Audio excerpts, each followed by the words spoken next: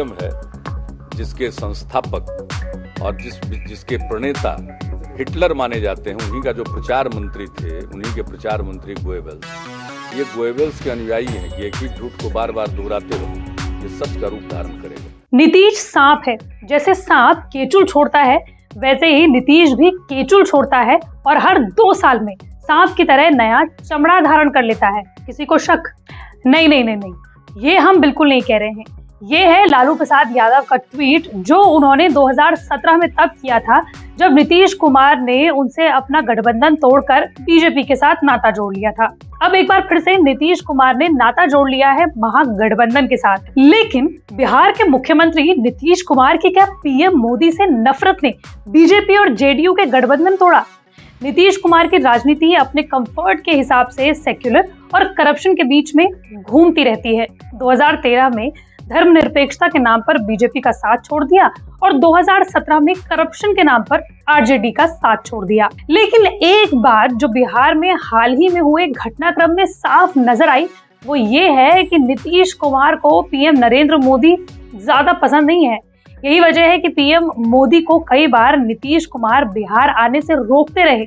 यहाँ तक कि आपको ये जानकर हैरानी होगी कि पहली बार पीएम मोदी ने नीतीश कुमार के लिए कैंपेनिंग 2019 के लोकसभा चुनावों में की है और अब सोशल मीडिया से लेकर बिहार की सड़कों तक 2024 के लोकसभा चुनावों में नीतीश कुमार को पीएम चेहरा बनाने की आवाज बुलंद हो गई।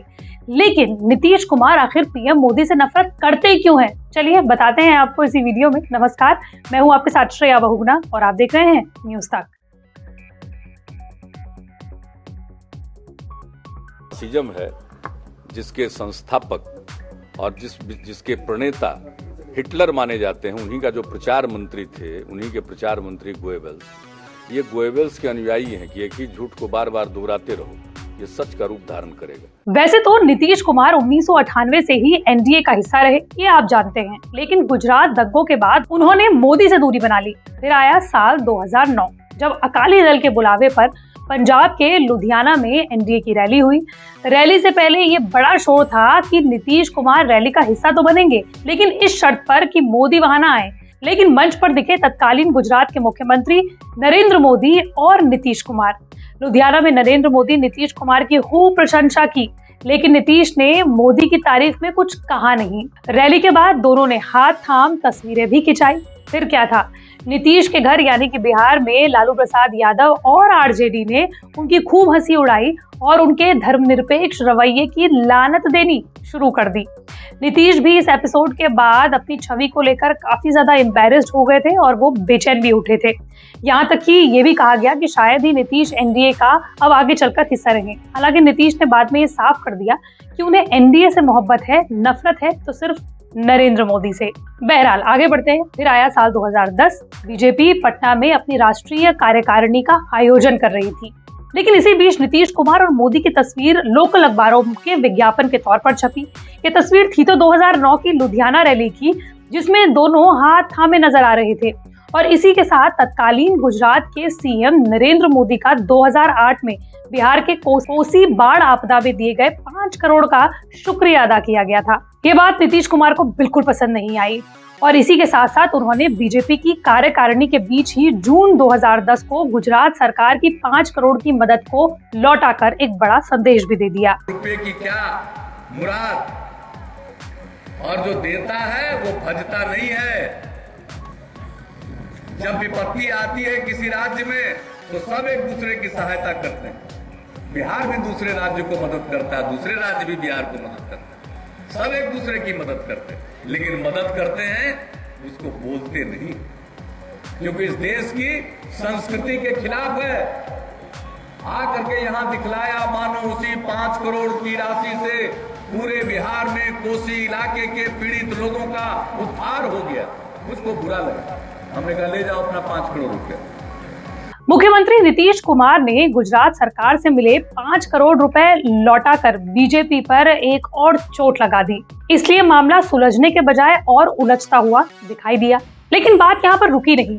इस विज्ञापन को नीतीश कुमार ने बिना पूछे उनकी फोटो छापने और विपदा के समय दी गई मदद राशि का ढिंढोरा पीटने वाला एक अनैतिक और गैर कानूनी कदम बताया।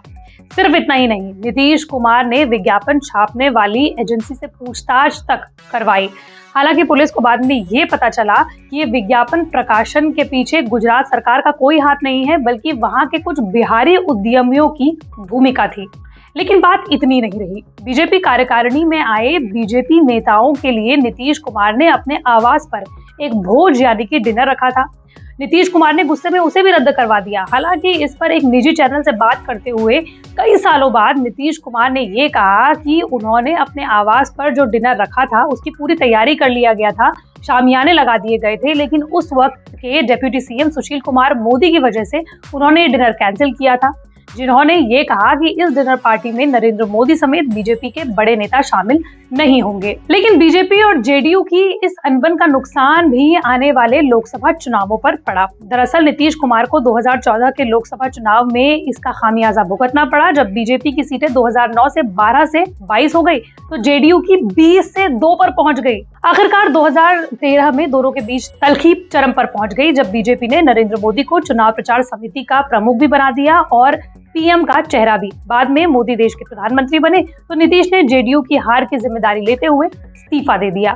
हालांकि अंदर खाने यही संदेश गया कि मोदी का पीएम बनना नीतीश को अखर गया। सीजम है जिसके संस्थापक और जिसके प्रणेता हिटलर माने जाते हैं, उन्हीं का जो प्रचार मंत्री थे, उन्हीं के प्रचार मंत्री गोएबल्स, ये गोएबल्स के अनुयायी हैं कि एक ही झूठ को बार बार दोहराते रहो, ये सच का रूप धारण करेगा। फिर 2015 के विधानसभा चुनाव हुए, जिसमें जेडीयू आरजेडी के साथ महागठबंधन में चुनाव लड़ी। लेकिन जुलाई 2017 को नीतीश कुमार ने फिर से पाला बदल दिया और गठबंधन तोड़ दिया, क्योंकि तत्कालीन डिप्टी सीएम तेजस्वी यादव पर भ्रष्टाचार के आरोप लगे थे। सीबीआई ने केस भी दर्ज कर लिया था। लालू यादव के घर पर छापे भी पड़ रहे थे।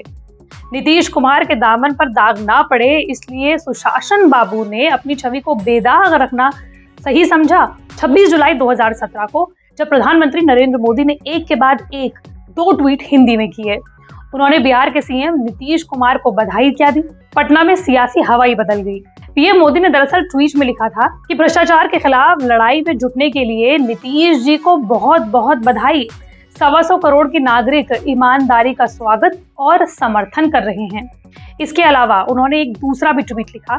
इस ट्वीट में प्रधानमंत्री नरेंद्र मोदी ने कहा कि देश के विशेष रूप से बिहार के उज्जवल भविष्य के लिए राजनीतिक मतभेदों से ऊपर उठकर भ्रष्टाचार के खिलाफ एक होकर लड़ना आज देश और समय की मांग है।